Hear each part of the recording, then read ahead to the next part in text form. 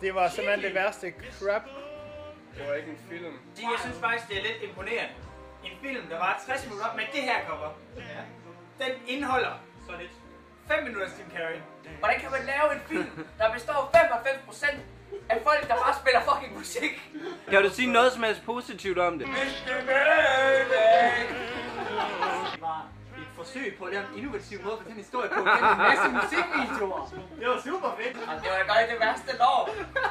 Oh my god. Jeg vil også sige, at den havde det her unikke feature med, at jeg først lærte karakterens navne til allersidst i filmen, når credits kom. Det er meget, meget imponerende. Altså, det holder jo ligesom ens opmærksomhed, kan man sige. Ja.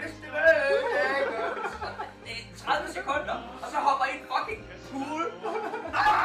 Jeg synes også, vi glemmer kvaliteten var virkelig god som shot on video. Nå ja, det var rigtig sådan VHS. Ja, virkelig VHS-kvalitet. Det var bedste virkelig godt. VHS-kvalitet. Jeg har aldrig set noget lignende. Don't ever watch this movie!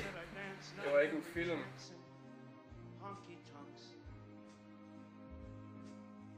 For my tricks and tips.